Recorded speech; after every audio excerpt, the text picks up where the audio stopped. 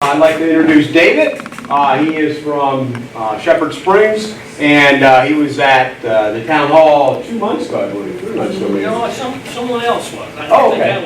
Yep, but had a great discussion about Shepherd Springs just down the road. Great resource. So he's here tonight to give us a presentation about everything that Shepherd Springs has to offer.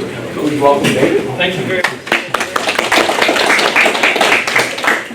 Now, having been a former Lions president when I grew up in Tennessee, I know that you have a gong, and if the speaker speaks too long, you better gong it.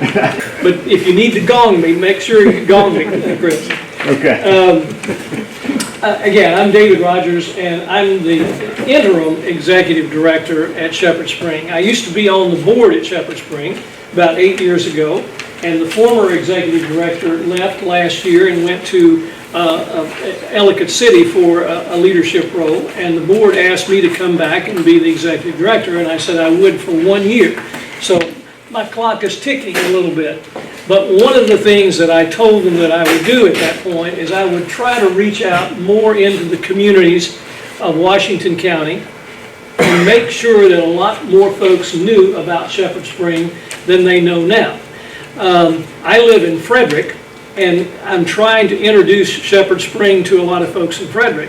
But as I've worked up here, I'm finding that a lot of folks, even in Boonesboro and perhaps here in Sharpsburg, you just don't know about Shepherd Spring, even though it's just across the ridge. So hopefully I can give you just a little bit of information about it. But one of the things that I wanted to share with you is it's a beautiful place. It's 220 acres. It was started about 29 years ago by the Church of the Brethren as a summer camp. And after 2 camps were closed in other parts of the district where the Brethren Church is, they opened Shepherd Spring. So it became the summer camp location. And in that, they also began to say, let's do more than just summer camp. Let's build some lodges, let's do a swimming pool, let's do some things that would make it more than a summer camp. It's a great place, and if you've been, you can walk through it. It's a great location to meditate, to rest, to reflect, to have retreats, planning sessions, and that's one of the things that I'm trying to convey to a lot of folks in the community, that it's a perfect place for a Lions Club meeting. It's a perfect place for an anniversary, for a family reunion. In fact, this next year we have a family from, I think they're from New York. They have probably 200 members of the family who are going to come and take over the whole place. But they think it's a great place. They put them in tents, they put them in our lodges, and so it's a great place for a family reunion as well. It's a place that we have lots of students. In fact, last year we had about 2,000 students going into some programs that I'll tell you about as I go along. Totally, probably about 5,000 people a year come to Shepherd Spring, whether it's church groups, civic organizations, schools, scouts, quilters, scrappers, painters, spiritual retreat folks, a lot of different folks. And it's a place that's got a lot of color to it. It's when our kids are there, when groups are there, it's just a vibrant kind of place. I don't know whether you yourself, whether it's been your family or a business or a civic club, gone to a retreat center or not. But if you want to get away from the hustle and bustle of the crowd and the noise of the city, it's a great place to go and reflect. And one of the things we're trying to do is tell a lot of businesses in the broader community who like to go on retreats, hey, come to Shepherd Spring. It's a place that you can walk and plan, and you can really have fun, and you can really sort of get in tune with nature a little bit too. You don't have to have the bustle and hustle of everything going on in the downtown area of a business. It's just a place to reflect. You can walk in one of our trails. We have about 15 different trails. We have a trail down to the river and to the C&O. And we have lots of hikers, lots of bikers, lots of folks in the area who want to come and do an exploration of the Appalachian Trail. They want to come to Antietam, So we have lots of different folks coming. It's not just a lot of the churches who are coming. We still are affiliated with the Church of the Brethren, although the camp itself is not a church-owned camp. It is a 501c3 nonprofit organization. But we're still affiliated with the church, and our mission is to still provide Christian hospitality to whomever comes. We want to make sure that it's a place that people can be in tune with God in whatever way, through nature, through spirituality, through whatever it might be. Kids to have fun, people to really enjoy what they're doing, if they're camping, if they're retreating, if they're resting, whatever it might be. And I will tell you that we have 2 chefs on board, and you'll get the best meals that you've ever had at a retreat center. The kids come and they think it's great. It's not your old typical mac and cheese, even for a summer camp. It's some good food. And we have banquets, we have teas. We have about 3 or 4 teas during the year, and a lot of the women's groups love to come for the teas, especially around Christmas. And at Christmas time too, we have lots of places where people can actually have their Christmas party or their holiday party there as well. In our dining hall, we can accommodate about 90 in tables. If it's a reception, in fact, next Thursday we're having a reception for the Chamber of Commerce in Washington County, and we'll probably have 150 that's going through a reception. So it's a perfect place for that. We have a swimming pool. A lot of our kids go on caving trips, they go on nature hikes, and obviously they make lots of friendships. We have 2 major overnight accommodations. One is in our lodge, and we can accommodate 50 in our lodge, which are nice rooms, somewhere between a step up from Motel 6 and probably a step down from the Hyatt Regency or something like that. So somewhere in the middle. But it's a very comfortable room, and we have lots of folks who use it. And we have gathering rooms, and we have breakout rooms. And then we have cabins. We have 7 rustic cabins that are bunks. So we can accommodate 70 people in our cabins. And we do have showers in our cabins and toilets. So it's not in the outback, it's pretty well taken care of. But it's a great place, and obviously we are right on the river, so we have lots of canoeing, and we have lots of fun. The other feature that we have there is called Heifer Global Village. Have you ever heard of Heifer International? Some of you have. And again, Heifer works in a lot of impoverished countries around the world, and one of the things that they do is try to help those people in those villages with sustainability and ecological kind of things so that they can sustain themselves with animals, chickens and goats and cows and whatever. So what we have at Shepherd Spring is one of 3 demonstration villages for Heifer International. And the other 2, one of them's in Arkansas and one of them's in Michigan, but we're the only one on the East Coast. So we have lots of school groups who come and immerse themselves into a learning experience there so that they see what it's like to live in other countries that are impoverished. We have about 13 different structures that are houses that are indicative of some of those places. Sometimes our students come for a day trip, sometimes they come for an overnight, and sometimes they come for 2 overnights. And they literally stay in those villages. We have a village structure from Mozambique. Actually, we have 3 from Mozambique. One's the huts, that's sort of the lower class, and then we have an upper class and a middle class. So they learn even to live in a village in Mozambique where some people are wealthy and some people are poor, and sometimes you have to trade for food or chicken or rice or whatever it might be to sustain yourself. So they have a good learning lesson of what it's like to live in an impoverished country.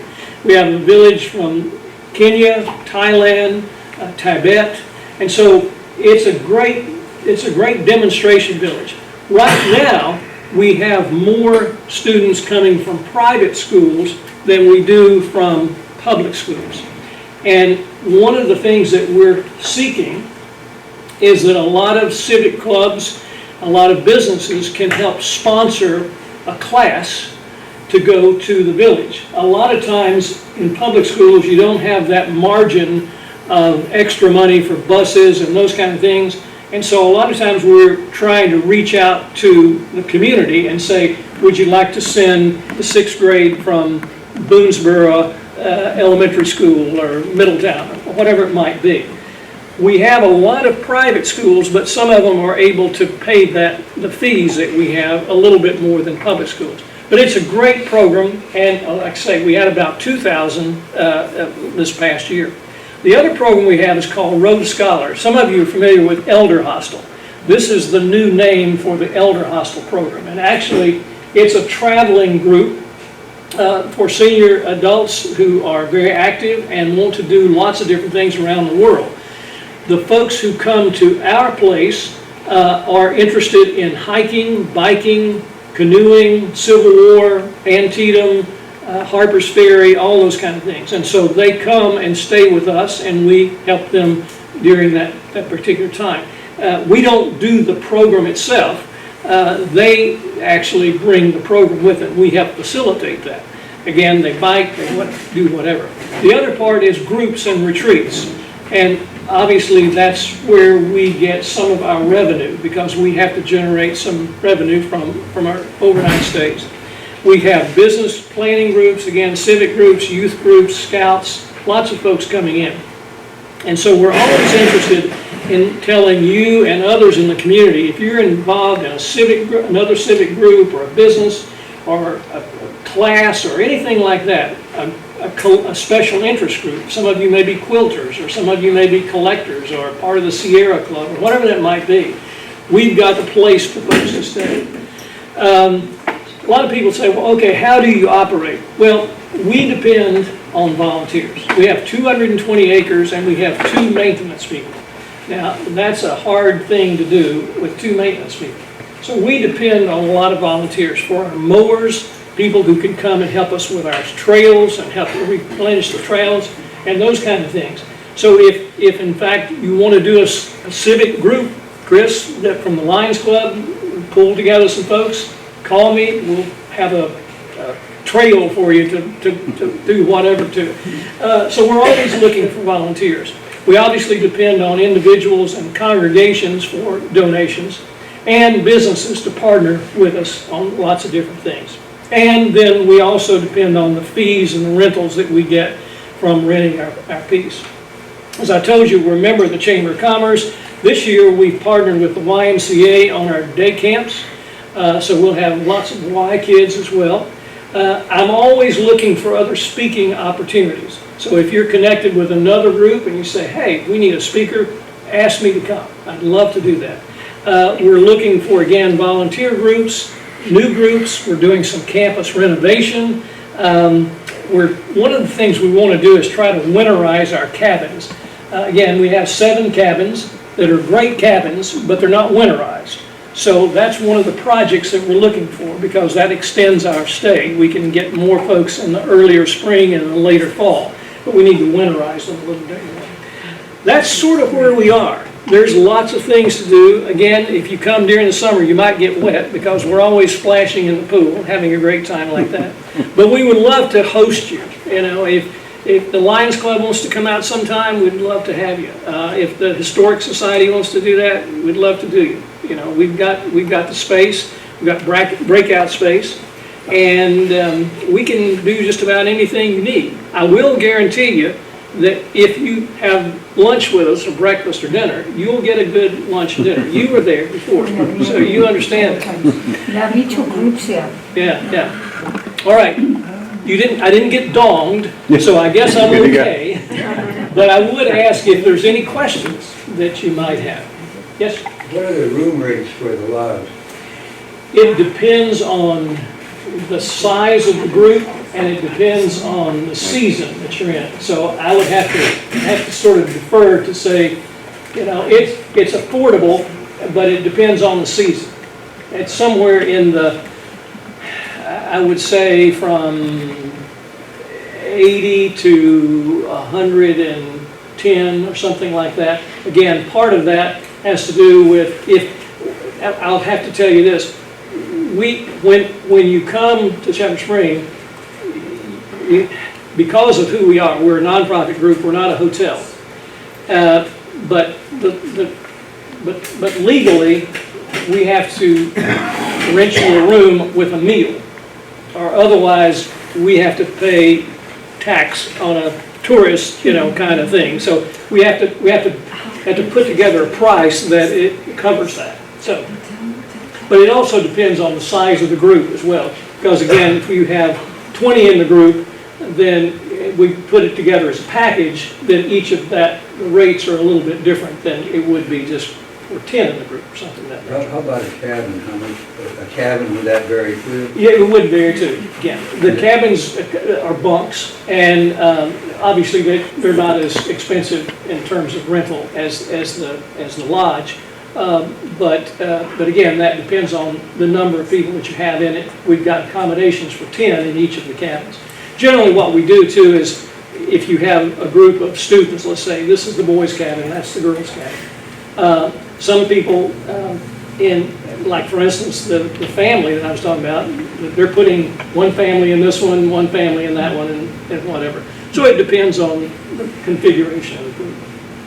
And the fees also are different for the school groups that come too. Those that come in for one day, it's one price. If it's overnight, it's another price. If they have 2 nights, then it's another price. So it all varies. But it's affordable. We do have some good features, but we don't have a zip line, if you want a zip line. We don't have a climbing wall at this point. We'd like to, but we don't have it. Unless you want to give me $20,000, I'll build a climbing wall for you. But that's where we are at this point. Anyway, I appreciate the opportunity to be here. I hope that's informative, and I hope that you'll take the brochures back with you. One of them is about just the retreats.